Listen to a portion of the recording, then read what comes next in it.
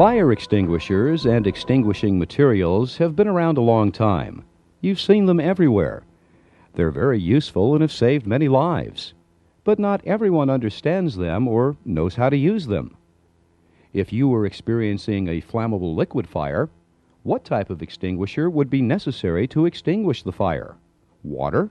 Would you use an ABC type extinguisher or an ABCD type extinguisher? That's the subject for today's training program, understanding more about extinguishers and how they work.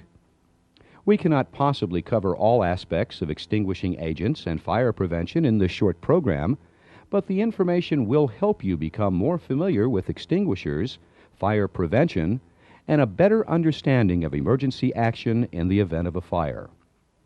The objective of the training is to save lives and property in that order. Always remember that life safety is much more important than property. If you can't extinguish a fire safely, call the fire department and let them handle the situation. In the event of a small fire, call the fire department anyway, because small fires can quickly get out of hand and seconds count in the firefighting business. Fire extinguishers are not designed to fight a large or spreading fire, and even against small fires, extinguishers are useful only under the right conditions. We know that everyone takes fire extinguishers for granted because they aren't used on a frequent basis. They're just hanging around while you're busy at your job. You don't pay much attention to them because you know they'll be there in case of an emergency. Well, there's more to it than just that. First of all, extinguishers must be inspected at least monthly. Be sure to retain these inspection records in your files. Inspect extinguishers to make sure they're clean and in serviceable condition.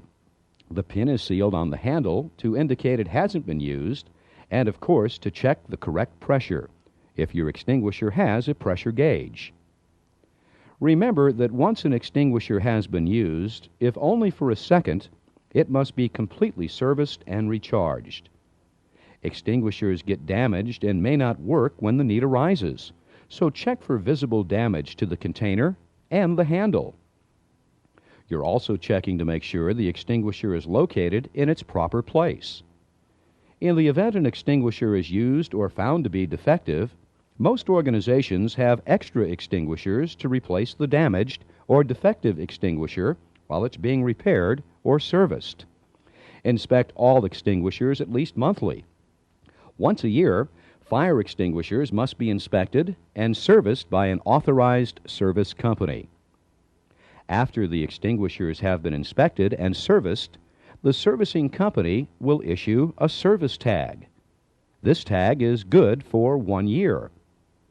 During your monthly inspections, check those service tags to make sure the tag is on the extinguisher and is current. If the tag is over a year old, it needs to be reserviced. Fire extinguishers come in all shapes and sizes, but you're probably most familiar with the red extinguishers. Many years ago, fire extinguishers looked like this. Actually, it was a bottle of water that was thrown at the fire. The bottle broke and hopefully cooled the fire. Later evolved a water and acid solution extinguisher. This type of extinguisher was activated by turning the extinguisher upside down, and the acid reacted with the water to build pressure and expel the extinguishing agent. We don't use these anymore because they're old, and when activated, they have a tendency to explode when pressurized. If you have any of these types of extinguishers, don't use them, as they could be very dangerous when used. Today, we have a variety of extinguishers, each designed to fight different types of fires. Most are pressurized with an inert gas that expels the extinguishing agent, such as dry chemical, carbon dioxide, foam, water mists, or other agents. We use the word pass to help you remember how to use an extinguisher. Pull the pin. Aim the nozzle. Squeeze the handle and sweep from side to side. Pass.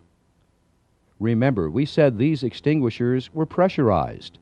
This means you need to hold the extinguisher firmly, as the force of the expelled gas can be fairly strong, so hang on to the extinguisher if you're going to pull the pin and squeeze the handle. Also, if you've never used an extinguisher, the noise of the expelling gas can startle you, so be prepared. Before we go any further, let's get some background information out of the way. Combustion is created by interaction of three basic elements: heat or ignition, oxygen, and fuel. We call it the fire triangle. To extinguish a fire, you have to interrupt one or more elements. Therefore, to kill a fire, one or more of these elements must be denied. You can exclude oxygen from the fire, remove the fuel on which the fire is feeding, or lower the temperature.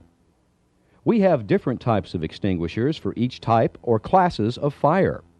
You probably know the different classes of fires, but as a review, let's look at them again. First, there's Class A fires. Generally, they have glowing embers as a byproduct. A person's house on fire could be classified as a Class A fire.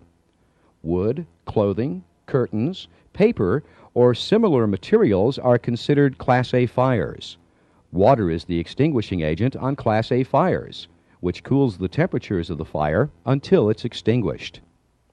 You can see firemen using water hoses on this type of fire, since it is considered a Class A fire. Class B fires include flammable liquids and gases, such as gasoline, oil, paints, grease, acetylene, and thinners. To extinguish a Class B fire, the objective is to remove the oxygen from the fire. Carbon dioxide or CO2 extinguishing agents displace the oxygen of the fire. Here is a CO2 extinguisher in action. It puts the fire out very quickly.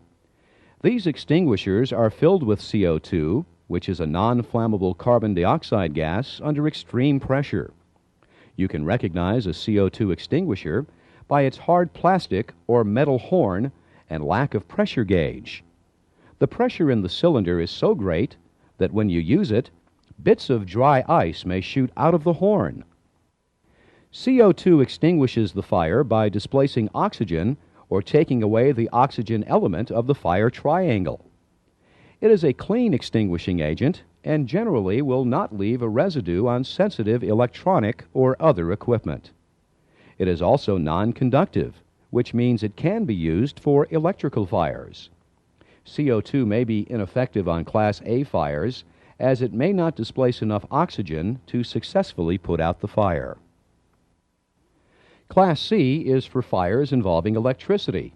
Motors, compressors, pumps, electrical tools, fuse boxes, appliances, and anything energized with electricity. You wouldn't want to use water on electrical fires, as the electrical shock hazard could be as damaging as the fire itself.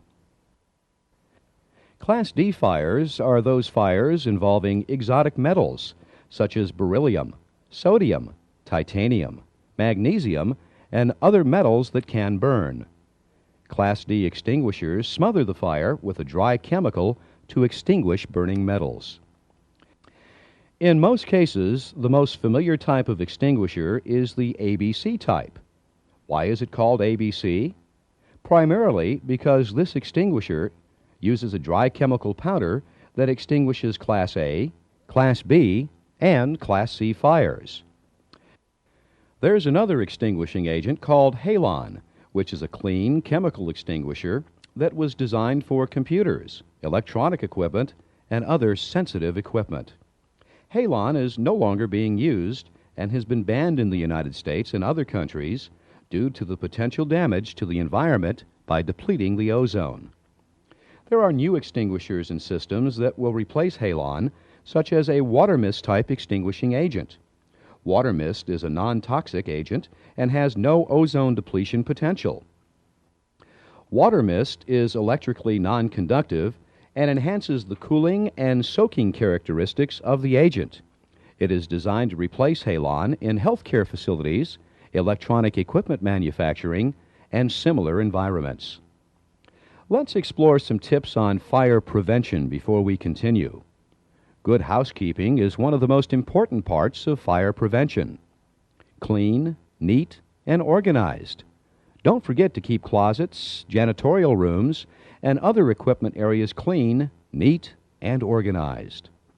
Store flammable liquids in approved containers. And don't leave paint cans, thinners, or solvents around your work area. Flammables and combustibles should be kept in safety containers and properly stored when not in use. Check your equipment, especially your electrical cords, tools, plugs, and receptacles to make sure they're in serviceable condition. If you work with flammable liquids, pay attention to spark-producing tools, electrical motors, and other items that can ignite flammable vapors. Do you know what makes a safety container for flammable liquids? This isn't one. This isn't one. This isn't one. An approved flammable liquid container has a spring-loaded lid to prevent spills, but will allow the liquid in the container to expand by slightly releasing the lid enough for small amounts of vapors to escape. It allows excess pressure to escape, but won't spill the liquid. Gasoline cans without spring-loaded lids cannot breathe. Therefore, expansion of the liquid can cause the can to burst. Perhaps the most important part of a safety container is the flame arrestor. It's a mesh screen inside the container that looks a lot like a filter. It's designed to prevent flames from returning inside the container, causing an explosion. This type of container, that is sold in almost any hardware or gas station today, does not have a flame arrestor. If you're pouring a flammable liquid out of this type of container and a spark or other ignition source causes a fire, the flame can be sucked back into the can, causing a violent explosion. Now you know the difference in safety container and a potential bomb. We didn't even mention bonding and grounding of flammable liquid containers to reduce the potential of explosion due to static electricity.